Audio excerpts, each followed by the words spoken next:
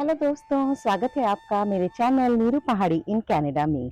मेरे इस चैनल का प्रयास है कि मैं आपके सामने भारत की और उत्तराखंड की संस्कृति को लेकर आऊं और आपको ये बताऊं कि किस तरह से कनाडा में रहते हुए भी मैं इंडियन कल्चरल वैल्यूज़, ट्रेडिशंस और फेस्टिवल्स को पूरे मन से बढ़िया से सेलिब्रेट करती हूँ।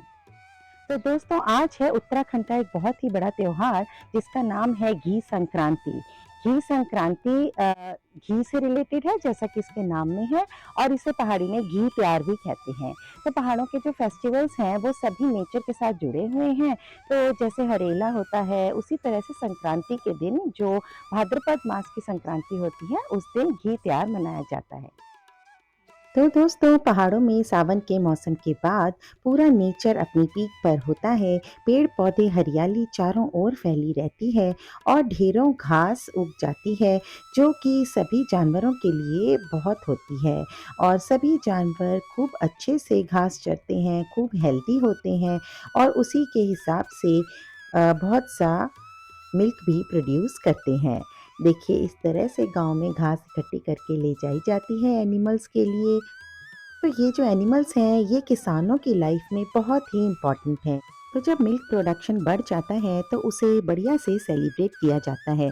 सबसे पहले देवी देवताओं को उसके बना प्रसाद चढ़ाया जाता है। आपस में सभी को घरों घरों में जाकर भी ये सब बांटा जाता है और खूब खुशियाँ चारों ओर फैल जाती हैं।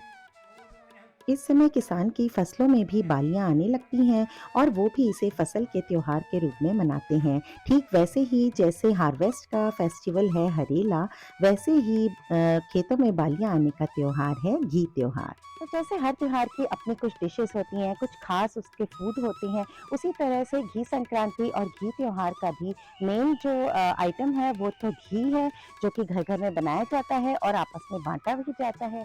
तो कनाडा में रहकर मैं भी कोशिश करती हूँ कि किसी न किसी तरह इन त्योहारों को मनाऊँ और अपनी लाइफ में इनको शामिल करूँ।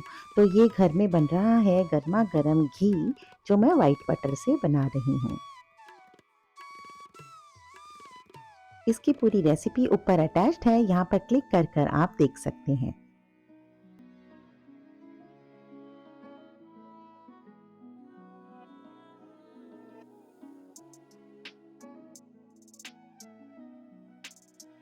बाँटा भी जाता है।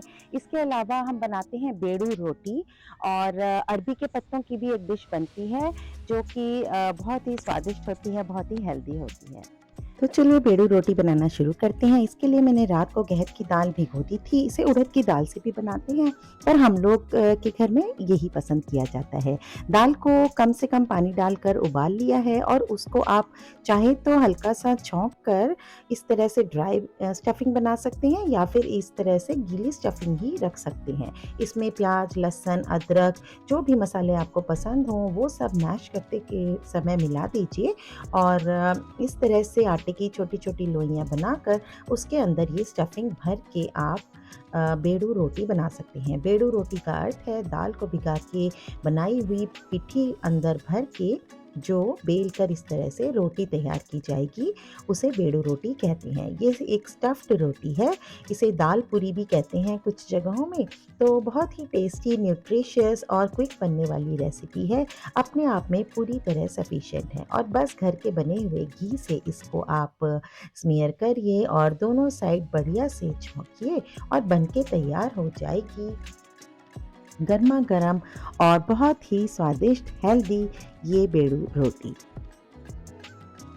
ऊपर से घी रख के खाना बिल्कुल मत भूलिएगा और इस गरमा-गरम रोटी को सर्व कर सकते हैं आप बूंदी के रायते के साथ या फिर अगर पहाड़ी खीरे का रायता बना लेंगे तो बात ही क्या है।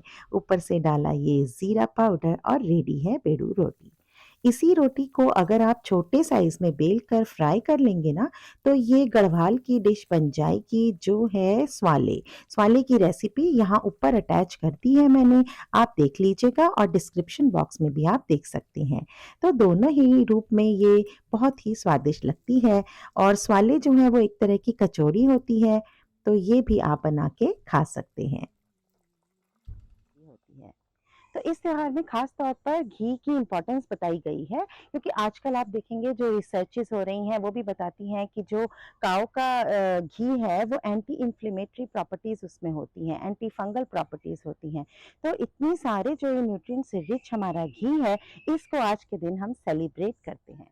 तो लीजिए, दिन में लंच में बनी खिचड़ी पे भी डल गया है एकदम बढ़िया घर का बना हुआ घी। तो दोस्तों, आज के दिन अपने बनाए हुए खाने में घी डालकर ज़रूर खाइएगा, क्योंकि पहाड़ी में कहते हैं ना कि आज के दिन जो घी नहीं खाता वो अगले जन्म में गनेल यानी घोंघा या स्नेल जिसे हम कहते हैं वो बनता है। तो आप स्नेल ना बने, इसलिए आप आज के खाने में घी डालकर ज़रूर खाइएगा।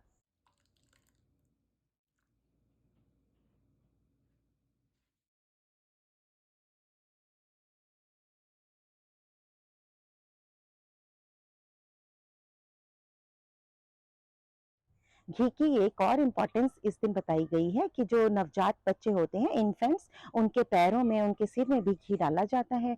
तो घी जो है वो बहुत ही न्यूट्रिशनल चीज़ है, बहुत ही ज़्यादा हमारी हेल्थ से रिलेटेड है। तो आप उसका अपनी लाइफ में यूज़ करें, उसे अपनी लाइफ में इनकॉर्पोरेट करें, इसीलिए ये त्योहार बना है। तो एक बार फिर से आपको घी संक्रांति की बहुत-बहुत बधाई, और आपसे मुलाकात होगी एक और वीडियो में। तब तक के लिए